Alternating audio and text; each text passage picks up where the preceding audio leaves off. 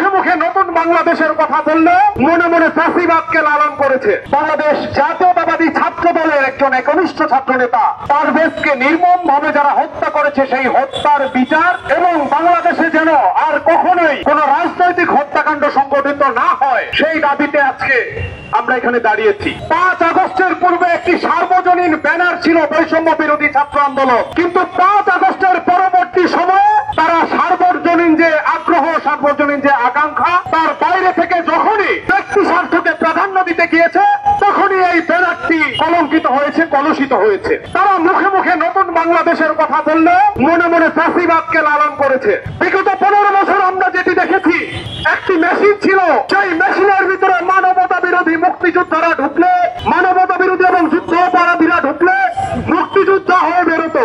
এমনই একটি মেশিন তৈরি হয়েছে 5 আগস্টের পরবর্তী সময়ে, যেখানে ফ্যাসিস্ট আওয়ামী লীগ সন্ত্রাসীরা বাংলাদেশ ব্যাংক ব্যাপী একটি সমন্বয়ক নামক শব্দ হয়ে বেরোচ্ছে। আমরা সেটি তীব্র নিন্দা ও প্রতিবাদ জানাই।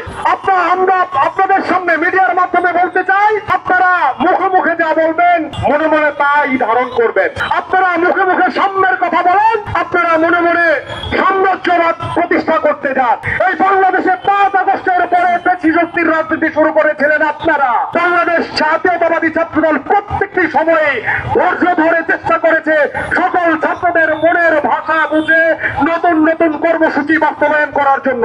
একই সময় আপনারা মনোগ্রাফি করেছিলেন ছাত্রদলের বিরুদ্ধে। একটি সময় ছিল আপনারা বলে বেড়াতেন যে ব্যানারের জায়গায় ব্যানার রয়েছে, ছবিগুলো চেঞ্জ হয়েছে। সেই আপনারা এখন বাংলাদেশের গ্রাম থেকে শহর প্রত্যেকটি অঞ্চলে পোস্টার সাটিয়ে দেয়ালে দেয়ালে পোস্টার সাটাচ্ছেন যে আপনারা বলে বেড়াতেন জাতীয়তাবাদী ছাত্রদল পুরাতন রাজনীতি করে।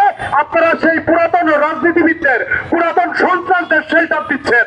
আপনাদের এই শেল্টার দেওয়াকে আমরা তীব্র ঘৃণা ভরে প্রত্যাখ্যান করছি। আমরা দ্ব্যর্থহীন ভাষায় বলে দিতে চাই, এই বাংলাদেশে আর কোন লাশের রাজনীতি না হোক। আমরা স্পষ্ট ভাষায় বলে দিতে চাই, এই বাংলাদেশে আর কখনোই কোন শিক্ষার্থী কোন সন্ত্রাসী আঘাতে নিহত না হোক। ঠিক একইভাবে আমরা আপনাদেরকে আহ্বান জানাতে চাই, হুট করে মন্তব্য করে বসবেন না।